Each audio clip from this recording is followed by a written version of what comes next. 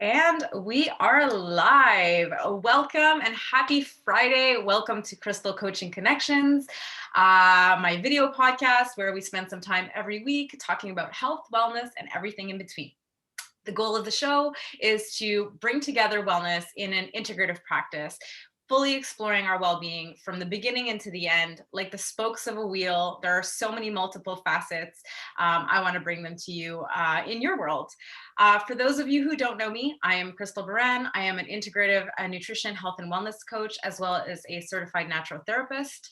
I work and specialize with people in stress and anxiety and burnout, and I help them to basically reclaim their confidence and overall stress less. Essentially, I'm your guide to help find your realignment. This week, we are talking with Katie. Hey, Katie. Hello, Crystal. How are you? Great. Thanks Good. for having me on. No problem. No problem. It's a pleasure. I'm super happy that you're here. So Katie is, not only is she a friend, she's a breath worker and I follow her breathwork practice. But I've also followed her program on core belief engineering. So she's got a really, really interesting background that I really want to share with you guys today. So I'll leave it to you, Katie. Go ahead, introduce yourself, talk to us a little bit about what you do, who you are, and why you do it.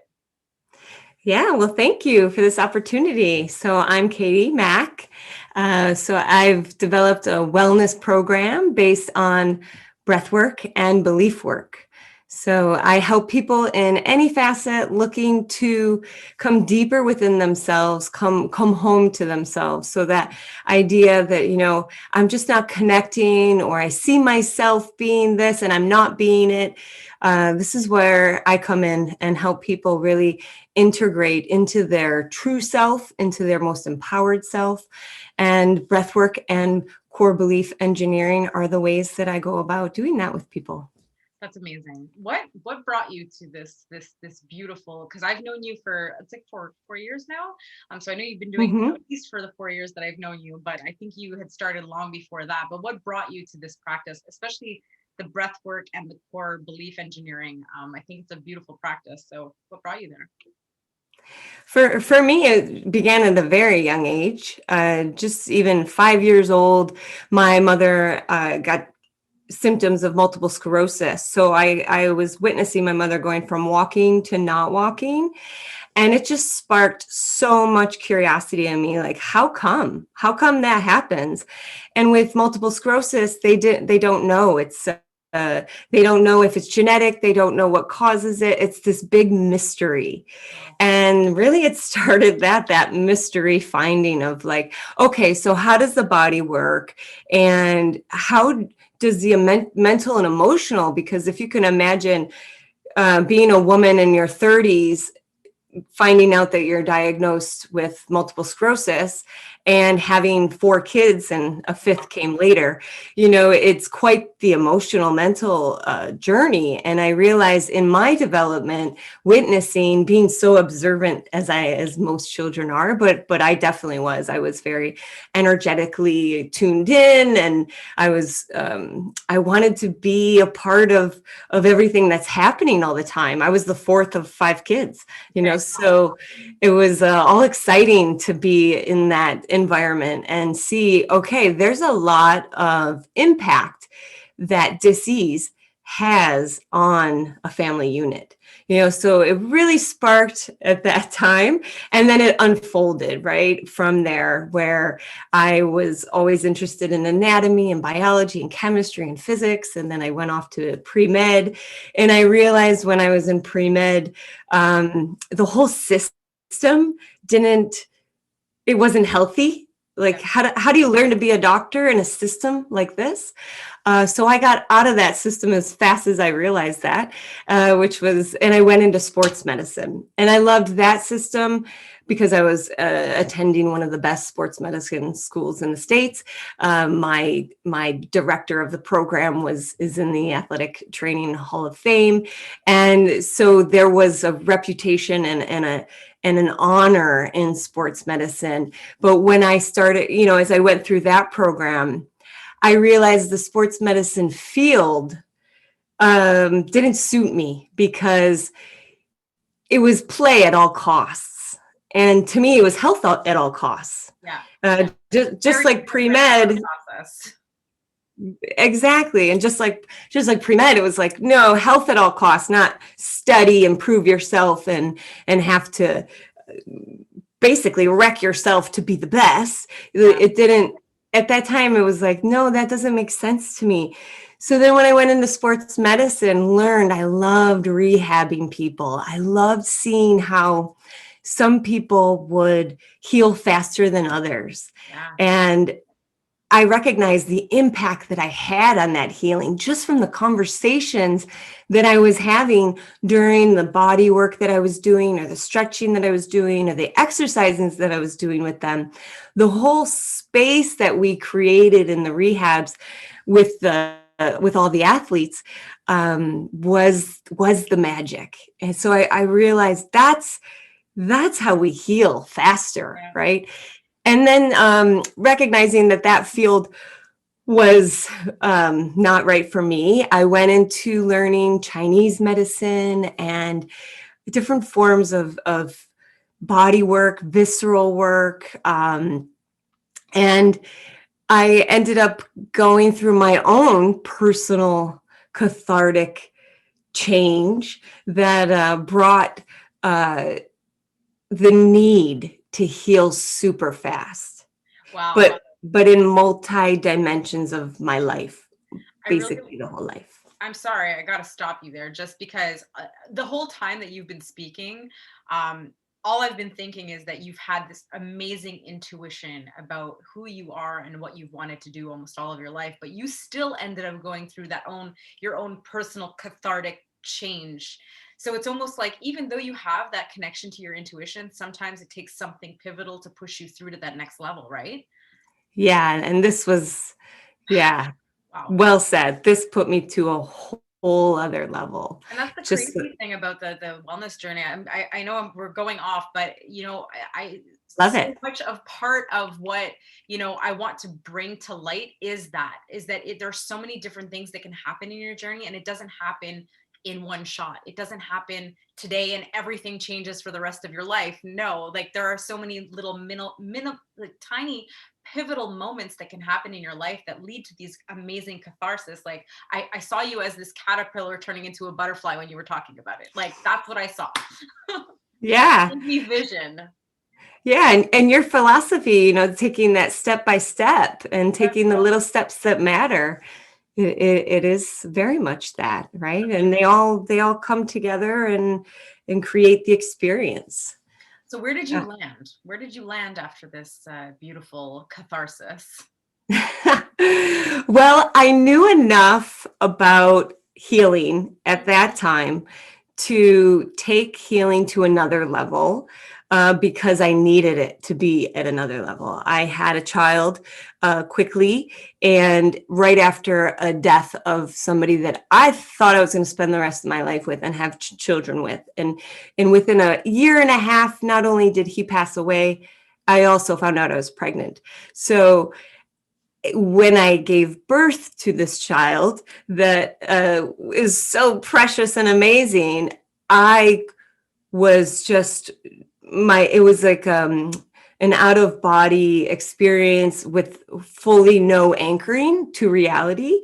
It was because it all moved so fast that and when that's happening to you, and I'm sure there's people that have experienced trauma that you're dissociated and you're in shock, it's hard. You're in the washing machine, right? So it's hard, right? You push past it to be able to survive. Well, you do what you need to do naturally to survive, and your body and your mind will do all those beautiful things naturally to survive. But until you get to a place where you have enough anchoring to see the washer machine instead of be in the washer machine, you have to allow that time and space to unfold in order for yourself to get into like, oh, now I can see it, and then, so even if you just see it a bit, it doesn't matter. That's a catalyst to the next step, right? Exactly. Yeah. And so I was like, okay, how do I heal as fast as possible? We're taught so much in the medical field, and in our own language in the home and in society that change is so hard and it takes so long, and most people don't even change anyway. Yeah. All those lovely things that we are taught. And if you are going to change, you need to do a whole bunch of work to make it happen. Okay. And to me, in those times, that wasn't an option. I don't think it's an option for most people, to be honest with you, to be able to have to like make such pivotal changes in your life, to be able to like all of a sudden, no, small steps, big wins, right? Like you can't, it can't happen overnight. So yeah, I love that that's where you went with that. So but it can happen a lot faster than we've been made to believe. Exactly. That's where I'm glad that you're bringing us. So go ahead, continue. Yeah. So in knowing, so you don't seek something unless you need it, right? So if you have been blessed enough to have an extreme trauma, then you have been given the opportunity to seek something big. You know, if your life is going okay and you just maybe it's okay, and it maybe sometimes it's not passionate, but nothing is traumatic for you, then you don't need to go through a real seeking of like, let's really change this 360 as quick as possible. You don't need that. So you don't look for that, you know, until one day something either happens to you or you get a light bulb and you're like, you know what, maybe it is worth now because so much time has gone by that let me do something about it, you know. But when you're in it and you're surviving, and you know that little intuitive voice, that little spirit within, either around you or in you, is saying like, you're gonna get through this. And even more so, go and get through it now. It's okay. You know, like go for it. And the more we even listen to that voice generally in our lives, I think like we're better off, you know. But that little voice in a washing machine of chaotic living, you know, based on circumstance and your resources inside, you know, just that feeling of overwhelm and out of control, you know, that little voice, doesn't matter if it's a whisper, you go with it, you know, because in the end, it's the one saying it's going to be okay. So therefore it's the one that's going to make sure you're okay. Yeah, it's the shoulder that's telling you the right thing. If it's telling you that it's going to be okay, you got to follow that intuition. You don't follow the other one that's telling you to run the other way. Yeah, and people have that voice in different places within them, and sometimes we don't lean on it, sometimes we don't hear it, sometimes it comes out, you know, in the background, you know. But I've been blessed to have that voice be pretty clear for me along my journey, and it was very clear at that time. So that's when I started to research and look for whatever could possibly heal the experience of a human being and how you identify with yourself, like stabilize a new identity. Because my identity completely got flipped. I didn't know where my identity was. So I needed to anchor my identity as fast as I could, because I had a growing child and I knew in my mother's soul that it wasn't appropriate and it wasn't necessary and it's not a great thing for this child to have a mother that's not stable. Yeah.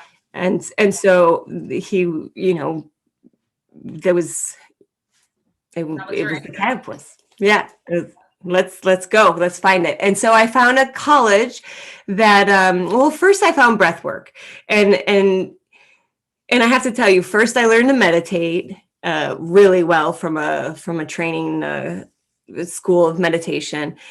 I worked with psychologists. I was establishing myself in the community in the health field. I was volunteering. I was, doing all of the things that are essential to solidifying your identity and environment. I moved to Montreal very quickly and had my child very quickly, and I'm from the States, and so this whole new world it needed to be anchored, right? So I went off and I did all of these things, and then one of my good friends, who's an awesome physio in Montreal West, she said, there's a breath worker coming to town. Would you like to come and experience that? Because she knew that I was looking to heal in all sorts of ways. And my first breathwork session was, Wow.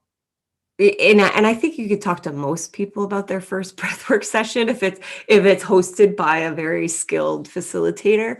I can tell you about mine. We're very skilled breath worker right here. And I would love to hear about that, actually. Definitely, I'll be able to talk to it for sure. But yeah. Continue with yours because I'm enthralled by your story. Well, within that first, just breathing, right? You breathe in a connective breath, you're lying, nothing else works. You just let the breath do the healing. And there's music that plays, there's guidance. This particular one was called Integral Breathwork.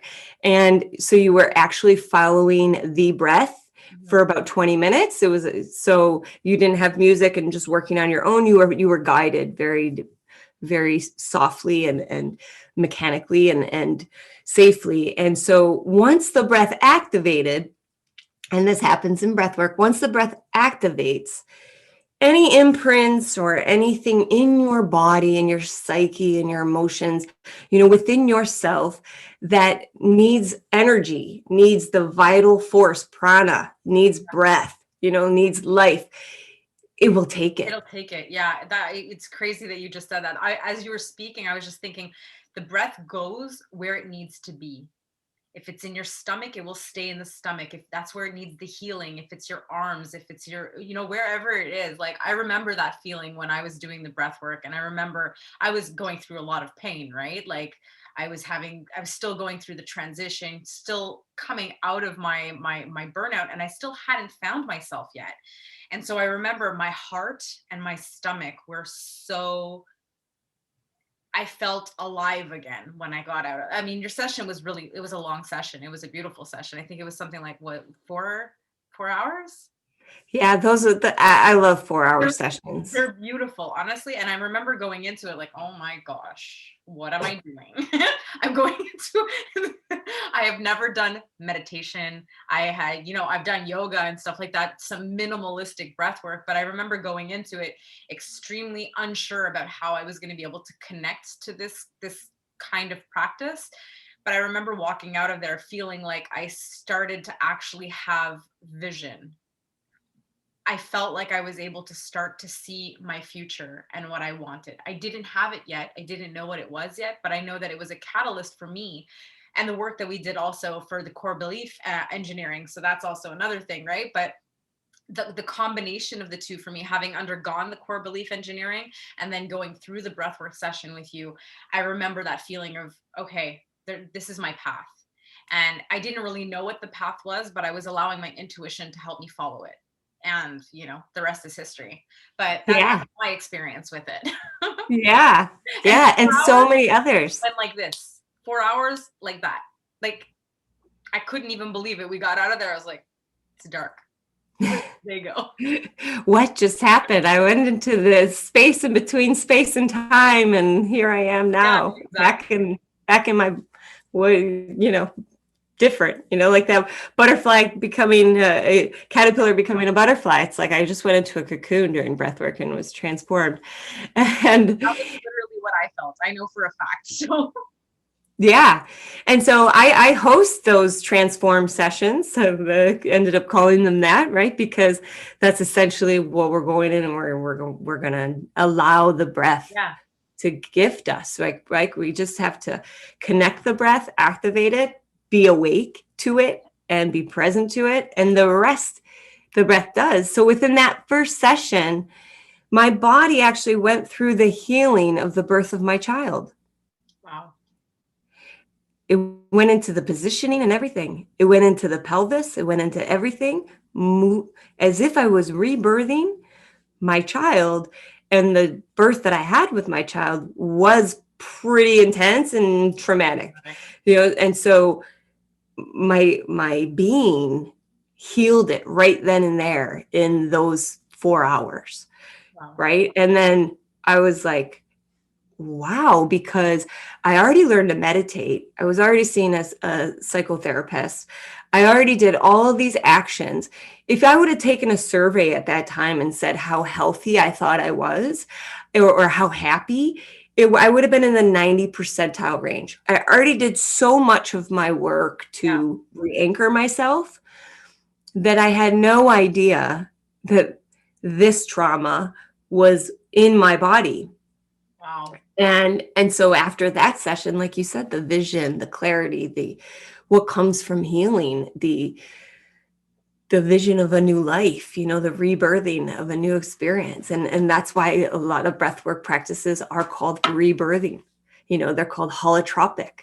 They're called, Wim Hof has the technique, but it's like, it is mind, cold, and body, like it's all encompassing in the layers of the self. And it's the controlling of the breath and how it controls the body, right? And the mind. So like you Yeah. mentioned Wim Hof, a lot of people know Wim Hof, right? With the cold and, being able to sustain long-term, exposure to freezing cold temperatures. But that's our body being able to do what we ask it to do, right? We're able to Yeah. control those things. We're able to control our internal temperatures. We're able to control our mind and body connection. But we have to learn how, right? And I Hmm. think, what I love that you said also, because again, it comes back down to this. I say it all the time. People ask me, well, Crystal, why would I see a coach as opposed to a psychologist? And my answer is, why wouldn't you see both? Right? At the end of the day, the connection to, like you said, you brought yourself to a point where you were seeing psychotherapists, psychologists, you had done the meditation work, you'd done the calming of your soul. Lord only knows what else you actually encompassed in that healing journey. It wasn't one thing. It was the combination of so many different amazing things and amazing people that were able to help you to learn, even including all your sports medicine, even the work that you did when you were in pre-med. All of that came together to bring you to where you were. It's not a straight line.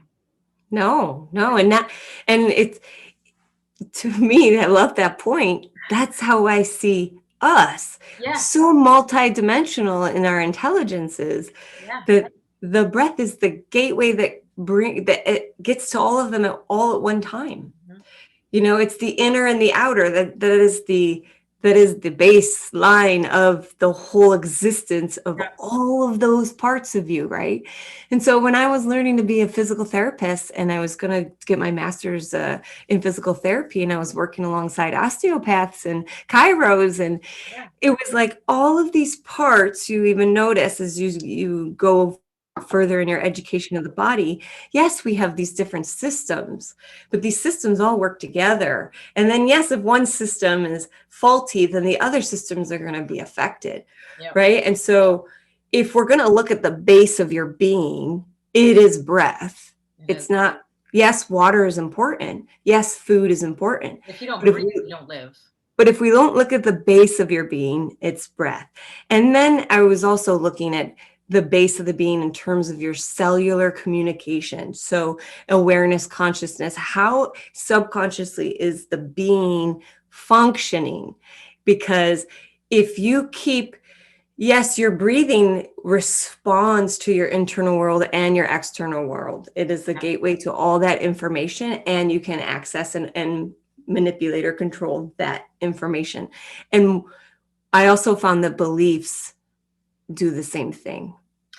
Which is great where we're going right now, because it's so fundamental to know about the breath, but to the work that you do as a core belief engineer. I never heard of that before. I remember being offered this amazing opportunity to work with you as my specialist.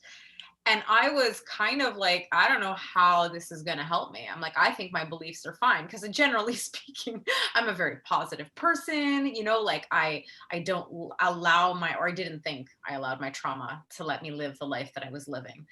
Lo and behold, walking out of a 8-hour session with Katie, changed. so talk a little bit, because I do a little bit of belief work with my clients, right? As part of, because again, the structure of where all of our thought process comes from what we believe. And so I don't work with my clients as in depth as you do, definitely not. But belief is a huge part of my practice. And so seeing what I had gone through working with somebody like you, like I need you to talk about this and how we tap into this and what it does for us. Mm-hmm. Well, when I noticed, if we work directly, like you're totally right. All of the pieces of health practice play a role. Yeah. Your exercise plays a role. And I was a personal trainer, I'm still certified as a personal trainer, but the massage work that you get, the visceral work, the acupuncture, acupressure, the food is medicine. All of these things, I love them and they're so important. And I'm so happy we have so many skilled practitioners in this realm in the world today. And so that you can have a team to learn, discover, and to enjoy what all of those benefits in the experiences give you. For me, I was recognizing that it's rare to find somebody that works directly on the belief, and re-engineers the belief, because we are so good at coping. Mm-hmm. We are so great, at you look at how the body structures itself and how it works within those systems. They're always bouncing off of each other. And so we can just move from one coping to the next and never realize it. And that's why most great coaches and health practitioners do work a bit in some form or another with beliefs, because that's the anchoring platform that holds all the coping and all the ways of being and all the strategies of the self on it. Yeah. Right. So if many people can identify with a belief of I'm not enough. Yeah. And supposedly there's like 95% of people in the world struggle with I'm not enough knowing. Now, I find and I've just talked to this briefly. Yeah. I find that belief super interesting, because that is a belief that I've had to work on and re-engineer within myself in multiple ways. Exactly. It's not just one way. It's so not just one way. I love that you said that, because the I am not enough thing, that comes from so much more. If I look at I'm not enough in it was because I was always too much, and then in other points in my life, it ended up being something else. So I completely understand the statistic that 95% of people feel like they are not enough, because it comes from so many different places. We've seen it so many times in our lifestyle, in our lifetimes, from the time that we're probably before we can even understand words. Mm-hmm. It's like ingrained. And that's our interpersonal relationship, right? Mm-hmm. The way that we function in the world. Yeah. So we can detect and logically see what is required of us in a space and time, and whether or not we can meet that requirement. And so enoughness is very much a part of our interpersonal relationships, right? But if you talk about the intrapersonal relationship, which is about empowerment and being the self, being authentic. So, being anchored in yourself so that who you are is always being who you are. And you have enough of that anchoring within yourself that the interference, I don't know if you know Bruce Lipton, and he talks about the cell membrane being the brain, and how our skin is very much like the brain that is that allows the inner and the outer worlds to meet. Well, if you think about energetically, if you have your personal space, that is your energetic bubble around you, if that was the interface between you and the rest of the world, then everything that you experience in your personal space would just be you. Right? And you would experience your interaction with other people so that nothing alters within you. And I had to come to understand this because I was so sensitive, and I have such great intuition, and I was discovered I'm clairvoyant, clairsentient, and clairaudient. I'm like, oh, what are these words? But it's very much there's a very thin sheath between me and the world. Yeah. And so anything can super easily come in and affect that realm. Yes. So many things with spirits, and my boyfriend who died at that time of trauma really showed me. I actually had the premonition that he was going to die 2 years before he died, and up to the moments of his death, and then still after his death, a lot of communication. And so I was like, how does this all work? And why am I experiencing all this? Which led me to the journey to seek in that understanding, because I was 21 years old, and it was all unfolding in a very visceral and real way for me. Right.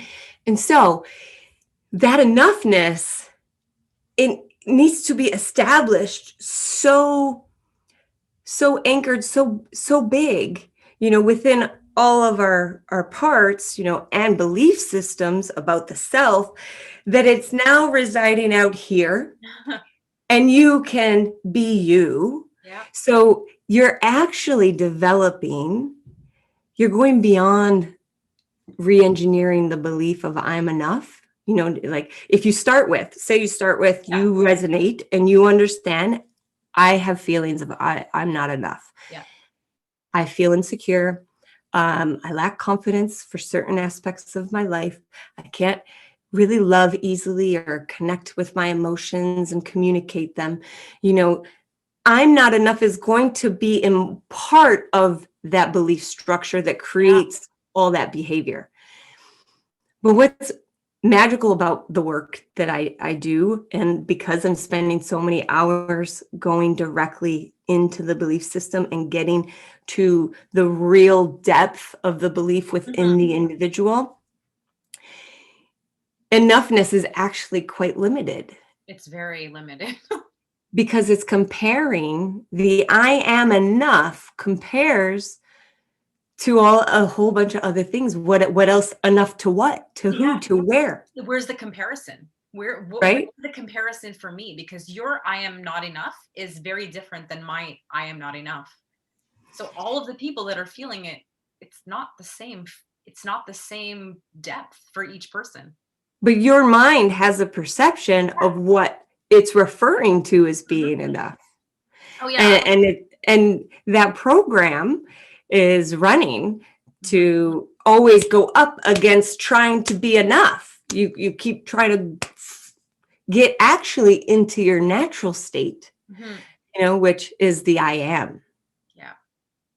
And the I am is so big in and around you. And it's interesting because I am is considered ego. Yeah. I am is very religious. Yeah. It's considered in all religious aspects, right? At the core of I am, there's no need to attach anything else onto it.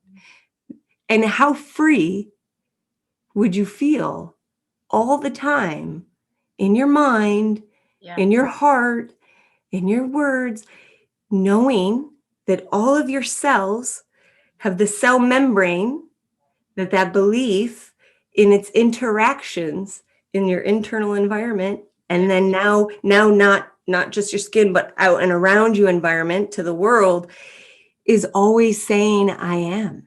Wow. And it's always holding the I am.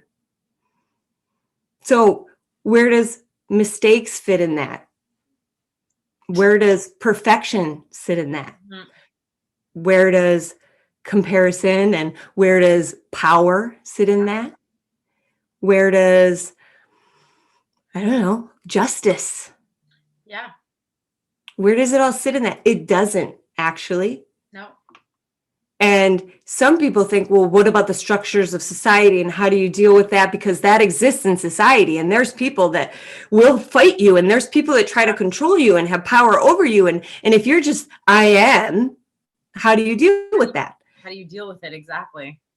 Well, what's nice about having your awareness and your structure created so that interface is actually outside of you a bit, not in here, not pulling at you, affecting your nervous system, making you clench up, making your digestion get all panicky, making your head start reeling around itself and thinking of all the ways that it can protect you now because this person is super dangerous because they're trying to manipulate me. You know, all of the interactions that now happen in the body space no longer need to happen in the body space. Because you kind of have created that kind of film, that barrier. Because everything inside has one message. Yeah, I am. There's no such thing as safety in I am. So your nervous system is always operating within a sense of itself, which is natural. And our natural nervous system is meant for us to biologically deal with danger. So there's no more needing to even like have any imprint on us that affects our nervous system to work the way it's supposed to naturally work, right? So you don't have to worry about any of that. Your nervous system is going to pull you away when you're going to touch something hot. You know, it's going to move. You're literally that innate ability that we have to protect ourselves. It's not something that we have to force. It's a natural response to it. Whereas right now, most of us live in that. We're constantly in the stress.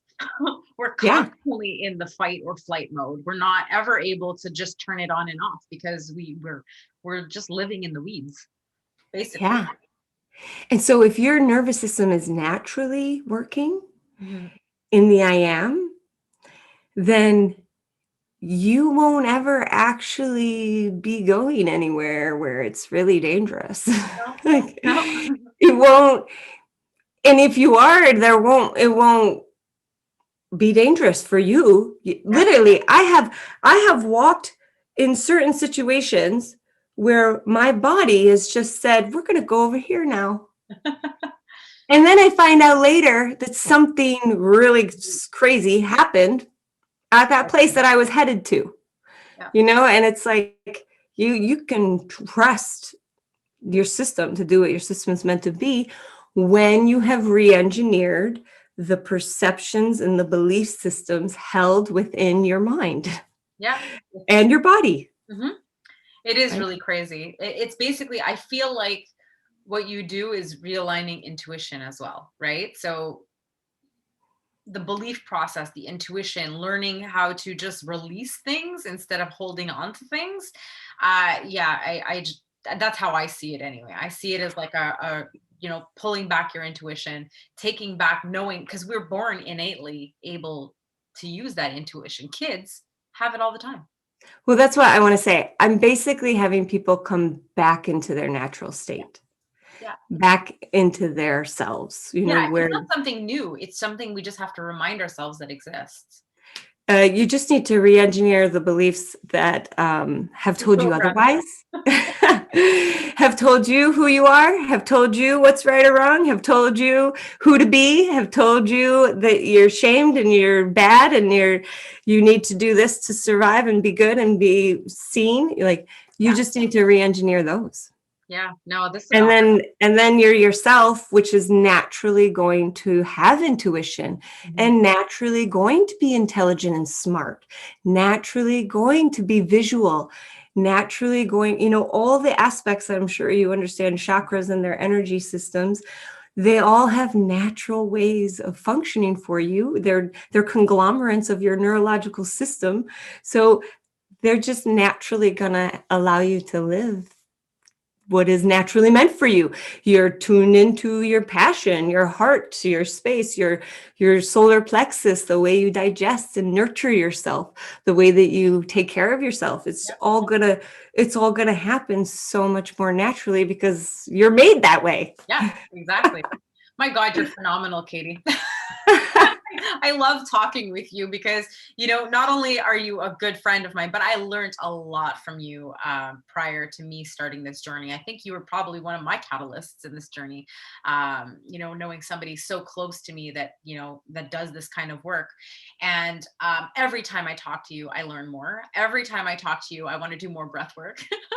Every time I talk to you, I want to go back into those deep rooted beliefs again, because it's something that, it takes practice. It really takes practice. And so even after having done all of the work that I've done with you, I've caught myself, multiple times revisiting the work that we've done and, going back and seeing where all those things came from. And I think it's about like having that conscious awareness of the work that we've done and the work that we continue to do.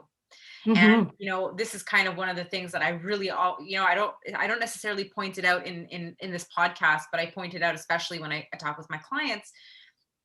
It's a journey. This is a lifestyle. This is a life force. It is not something that you turn on and you turn off, right?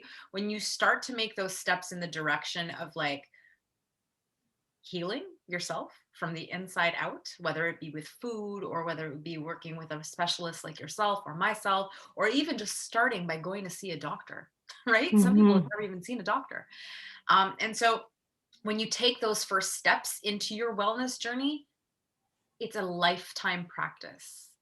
It's like yoga, right? Yeah. Yoga or meditation or breath work. Well, we naturally want to be well, right?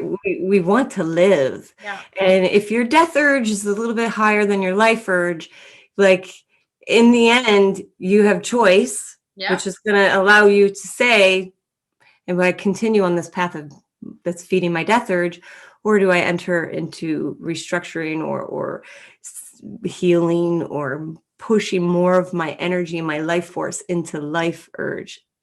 Is circumstances, right? Which are actions, their behaviors and their ways of making decisions, so yeah, totally. If we all have that choice. And I think along the lifespan, you are always presented with what you can handle when, because I just am a firm believer of the intelligence that resides in all of us, and that it's all meant to have this miraculous mosaic of equality and equilibrium in life. And that's bigger than us, right? Like life itself is bigger than us, and it has its rhythms and its patterns and everything has its life space, right? It's important. So us and how we function within ourselves is important. And I think those signals are always coming out of us. And so whenever along the journey you feel, oh, you know what? It's calling to me to reach out to a friend and develop that relationship again, or go on an eating cleanse. Like, I feel like I really need to cleanse. All of these things are going to come to you when they need to come to you, when you're ready, when it's needed, because your spirit, your soul, and even your body wants to live. Believe it or not, it craves it. It searches for that life. I think of all the miraculous moments that it takes to create a living being. And at any point, and I know many have experienced this, at many point, something can tilt in a different direction and that being not come to life, right? And so there's a lot of gratitude that exists in the essence of us because of all those steps that it takes to actually not just make a human being, but now we can even imagine how many breaths it's taken us to be here today. How many interactions brought this moment together. Right. And I love to take it the perspective even bigger. And you think about the earth and how it's like the Goldilocks effect, right? Like how it's got the most perfect combination of aspects that make life exist on this planet. And that's what we are and what we're experiencing. And it's miraculous. It's magical. It really is. My gosh, Katie, thank you. This was phenomenal. I loved interviewing you today. Again, I can't thank you enough because I gained a ton out of this. So I'm pretty sure that the viewers will definitely gain a lot. You have some breath work that's coming up, if I'm not mistaken. So yes, I host 2 a month, and one is Transform, where you can go and the connective breath will breathe you and heal whatever needs to be healed. And Expand is more learning, taking measurements, acknowledging where you have pitfalls are in your breathing patterns, and getting tools to improve those pitfalls. So I definitely welcome you all to follow Katie. I'm going to make sure that she's tagged in this post. And Katie, if you have your event already on Facebook, please feel free to put the link in the comments. Okay. I want people to take advantage of, learning from you and adding breath work into their regular practice. Because I think that it's something, like I said, health and wellness is not a linear process. It is completely, I love my tree in the background because that's what I see a journey in health and wellness being. It's just so broad. There's so many branches, there's so many leaves, and there are, so many beautiful things to explore within it. And I think that breathwork is definitely something to explore, as well as the core belief engineering. So if you've ever felt like you needed to go deeper into those practices, go deeper back to our original state, I definitely recommend you reaching out to Katie. Thank you so much, Crystal. You are very welcome. Do you have any final words? I just want to say I love seeing everything that you offer and the space that you hold in your retreats and in your space online. And you're such a bright light that I love to be a part of and witness, sometimes more directly than but every time it's like it brings a lot of joy to my heart to see you. So keep doing you, girl, because it's awesome. You're amazing. Thank you so much. I really appreciate, as one of my mentors, I will put it out there, as one of the people that I look up to in this journey, in this health and wellness journey. That means a lot to me. So thank you very much, Katie. I'm going to have tears. Am I just emotional? What is happening today? Yeah, I'm just getting right in there because you're just so yummy. Every time. Thank you, Katie. Thank you, everybody who watched. Thank you, everybody who's watching the replay. I look forward to seeing you all on the next one. Have a great day. Bye. Bye.